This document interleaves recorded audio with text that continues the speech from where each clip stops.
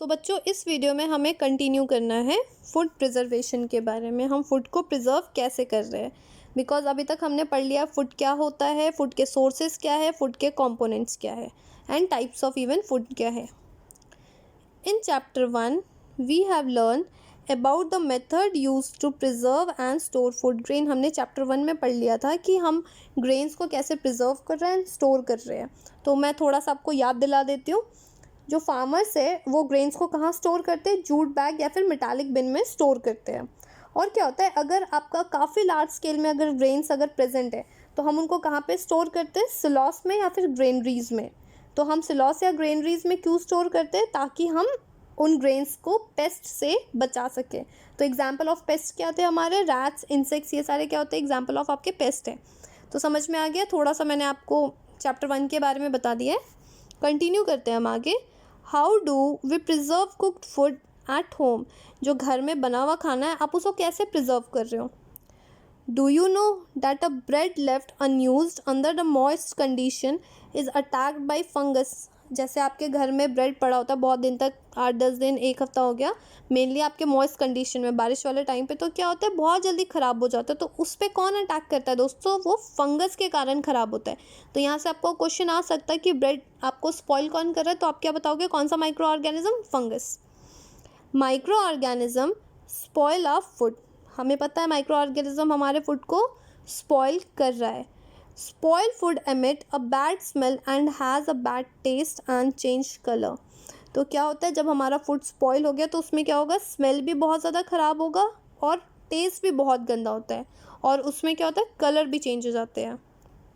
कह रहा है आपको, is spoiling of food a chemical reaction. क्या आपका खाना स्पॉइल हो रहा है या क्या केमिकल रिएक्शन है, तो आप क्या कहोगे, yes it is a chemical reaction. तो आपको यहाँ से क्वेश्चन पूछ सकता है, how can you say that spoiling of food is a chemical reaction. तो मैं आपको समझाने के लिए आपको यहाँ पे मेंशन कर दिया है मैंने, the spoiling of the food is a chemical reaction because once the food is spoil it can not be bring into its original form. अगर आपका फूड एक बार ख़राब हो गया, खाना एक बार सड़ गया, तो वो दोबारा से आप उसको ओरिजिनल फॉर्म में नहीं ला सकते हो। So that's why it is a chemical reaction. तो इस चीज़ का ध्यान रखना है। कंटिन्यू करते हैं हम आगे। Paheli bought some mangoes but she could not eat them for a few days. Paheli कुछ मैंगोज लेके आए बट उसे वो खा नहीं पाई कुछ दिनों तक। Later she found that they were spoiled and rotten. कुछ टाइम बाद वो देख रही है कि वो स्पॉइल हो गए और सड़ गए हैं। But she knows that the mangoes pickle her grandmother make does not spoil for a long time. तो क्या कह रही है वो, एंड सोच रही है, तो अगर उसकी ग्रैंड मदर्स लेके आ रही है मैंगोज और उससे पिकल्स बना रही है तो वो नहीं ख़राब हो रहे। सो अब क्या है, शी इज़ कन्फ्यूज। तो ऐसा क्यों, क्या हो रहा है ऐसा। बढ़ते हैं हम आगे। यहाँ पे आपको बोल रहा है, let us study the common method for preserving food in a home. तो कैसे आप बचा रहे हो, जैसे आप अभी बात हुई ना, पहली कंफ्यूज है पिकल्स को लेके, कैसे नहीं ख़राब हो रहा है इतने दिनों तक।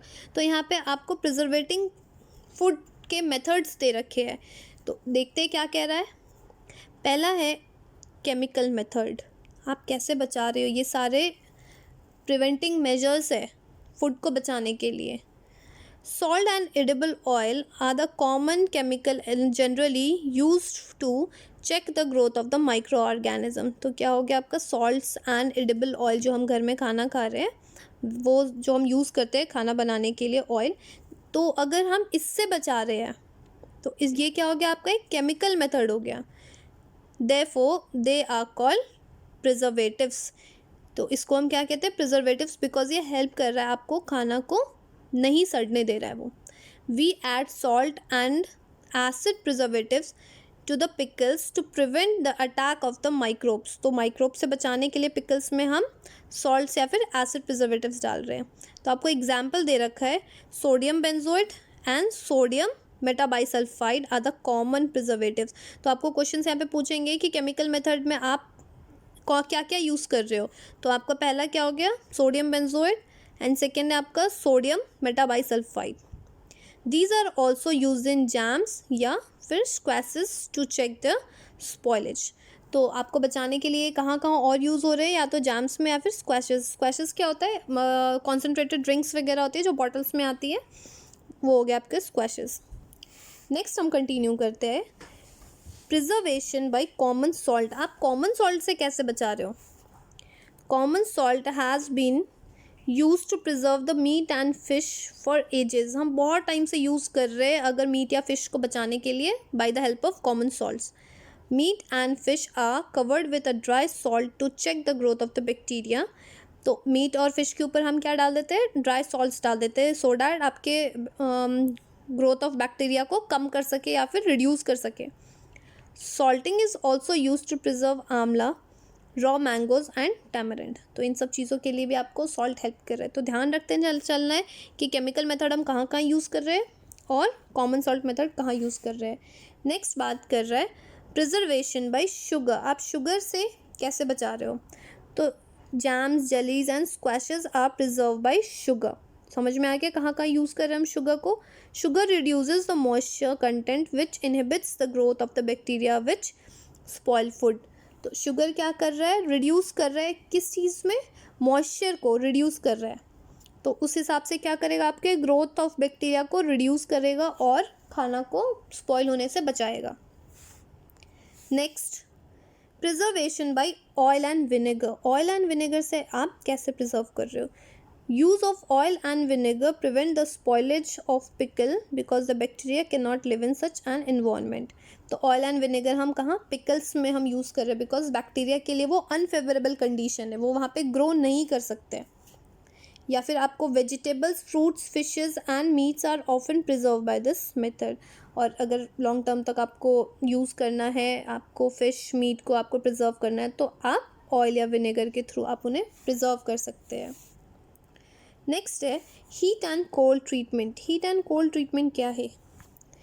You must have observed our mother boiling milk before its store और यूज़। तो हमारी मदर क्या करती है, मिल्क को बॉयल करती है स्टोर करने से पहले, फ्रिज में रखने से पहले क्या करते हैं हमारे मदर या सीनियर्स, क्या करते हैं, उनको गर्म करते हैं।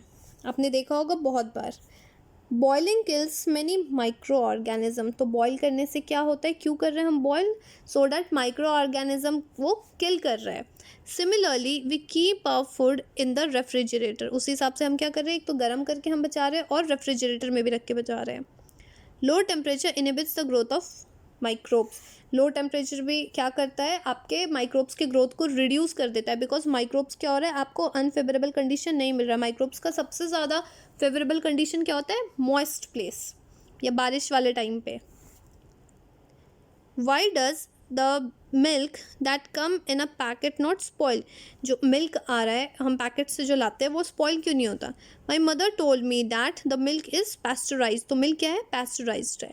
तो अब ये पैस्चराइजेशन क्या है, जो आप पैकेट्स वाले दूध लेके आ रहे हो वो पैस्चराइज्ड है। तो इसका मतलब क्या है, pasteurised milk can consumed without boiling as it is free from harmful microbes. जो आपका पैस्चराइज्ड मिल्क आता है वो आपका पहले से ही बॉयल होके आता है, तो इसलिए क्या होता है, उसमें आपके कोई हार्मफुल सब्सटेंसेस, हार्मफुल माइक्रोब्स नहीं है। The milk is heated at about 70 degree Celsius for 15 to 30 second. Milk को क्या करते हैं, आपको 70 डिग्री सेंटीग्रेड पे आपको हीट करते हैं 10 to 15 सेकेंड के लिए, and suddenly chilled and store. और सडन उसको क्या करते हैं, ठंडा कर देते हैं, उसको स्टोर करते हैं। By doing it prevent the growth of microbes. तो वो क्या कर रहा है, आपके माइक्रोब्स के ग्रोथ को प्रिवेंट करता है। This process was discovered by Louis Pasteur, so it is called pasteurisation. तो आपको यहाँ पे साइंटिस्ट का नाम पूछेगा और या तो आपको टेम्परेचर आएगा और टाइम पूछेंगे, तो ध्यान रखना है, ये आपको क्वेश्चन ज़रूर आएगा, पैस्चराइजेशन क्या होता है। Done. Next is storage and packaging. These days, dry fruits and even the vegetables are sold in a sealed airtight packets to prevent the attack of microbes. Even कह रहा है जो ड्राई फ्रूट्स आ रहे हैं फिर वेजिटेबल्स आ रहे हैं वो भी आपके सील पैक में आ रहे हैं, सो डैट आपको ज़्यादा दिन तक स्टोर कर सके और माइक्रोब्स उस पर अटैक ना करें। नेक्स्ट है बच्चों नाइट्रोजन फिक्सेशन। ये बहुत ज़्यादा इंपॉर्टेंट है, क्वेश्चन बहुत बार आ रहा है, तो देखते हैं क्या कह रहा है आपको। You have learned about the bacterium rhizobium. हमने राइजोबियम के बारे में हम पढ़ते आ रहे हैं, इवन क्लास 6 में भी और क्लास 7 के फर्स्ट चैप्टर में भी देखा है। It involves in the fixation of the nitrogen in the leguminous plant, जैसे पल्सेस में। तो राइजोबियम का क्या काम है? एटमॉस्फेरिक नाइट्रोजन को यूजेबल फॉर्म में कन्वर्ट करना। और ये राइजोबियम बैक्टीरिया कहाँ प्रेजेंट होता है आपको? लेग्यूमिनस प्लांट में, जैसे आपको पल्सेस हो गए, ग्राम हो गए, पी हो गए, उसके रूट्स में प्रेजेंट होता है। Recall the rhizobium lives in the root nodules of the leguminous plant. आपको फिगर 2.9 नेक्स्ट पेज पे दे रखा है, जैसे बीन्स या पी मैंने आपको अभी बताया। In which it is shows the symbiotic relationship. तो ये क्या शो करता है? सिम्बायोटिक रिलेशनशिप शो करता है। Sometimes nitrogen gets fix throughout the action of lightning. तो समटाइम्स क्या हो रहा है, नाइट्रोजन कैसे फिक्स हो रहा है? लाइटनिंग के थ्रू भी हो रहा है। तो ये बहुत ज़्यादा इंपॉर्टेंट है, ये मैं आपको नेक्स्ट पेज पे समझाऊंगी। But you know that the amount of nitrogen in the atmosphere remain constant. You may be wonder how. तो इस कॉन्स्टेंट के बारे में पढ़ने के लिए हम नेक्स्ट पेज पे पढ़ेंगे नाइट्रोजन साइकिल के बारे में। अभी हम पढ़ेंगे नेक्स्ट पेज पे कि लाइटनिंग के थ्रू आपका नाइट्रोजन कैसे फिक्सेशन हो रहा है। देखते हैं नेक्स्ट पेज पे। यहाँ देखिए, तो यहाँ पे मैंने समझाने के लिए, आपके बुक में नहीं है, शॉर्ट में दे रखा है, इसलिए मैंने समझाने के लिए एक पेज पे आपको समझा रही हूँ। Nitrogen fixation during lightning. तो ध्यान से समझिएगा, फ्लो चार्ट में मैंने समझाया हुआ है। ये देखिए एरो दे के मैंने समझाया हुआ है, तो ध्यान से समझिए। कह रहा है आपको ड्यूरिंग लाइटनिंग, जब लाइटनिंग हो रही है तो क्या होता है, नाइट्रोजन एंड ऑक्सीजन क्या करते हैं, from the atmosphere combine together to form a nitrogen oxide. समझ में आ गया? पहला स्टेप ये है, नाइट्रोजन एंड ऑक्सीजन जो एटमोसफेयर में प्रेजेंट है वो कंबाइन करके क्या बनाते हैं दोस्तों, नाइट्रोजन ऑक्साइड। उसके बाद क्या होता है, ये देखिए एरो है, नाइट्रोजन ऑक्साइड, ये जो नाइट्रोजन ऑक्साइड है ये रेन वाटर के साथ रिएक्ट करता है और क्या फॉर्म करता है, dilute nitric acid. So second point भी समझ में आया। नेक्स्ट नाइट्रिक एसिड, जो यहाँ नाइट्रिक एसिड बना है। अब नाइट्रिक एसिड क्या करता है आपको, जो मिनरल्स प्रेजेंट है सॉइल में उसके साथ दोनों मिलके क्या बना रहे हैं, आपको नाइट्रेट्स का फॉर्मेशन कर रहे हैं। Then plants takes in nitrates from the soil through the root system and convert them into a protein. तो समझ में आ गया आपको, प्लांट्स क्या टेक कर रहा है, नाइट्रेट्स कर रहा है। कहाँ से? क्योंकि वो सॉइल में आ गया। क्योंकि नाइट्रिक एसिड आपको कहाँ पे किसके साथ रिएक्ट कर रहा है, मिनरल जो आपको सॉइल में प्रेजेंट है। उसके बाद क्या कर रहा है, then animal consume these plants and proteins then enter into the body directly. तो उसके बाद हमारे क्या हो गया, जो एनिमल जो प्लांट्स खा रहे हैं तो वो डायरेक्टली अब उनके बॉडी में आ रहा है। तो समझ में आ गया आपको nitrogen fixation during lightning. Next हम पढ़ेंगे नाइट्रोजन साइकिल अपने नेक्स्ट वीडियो में।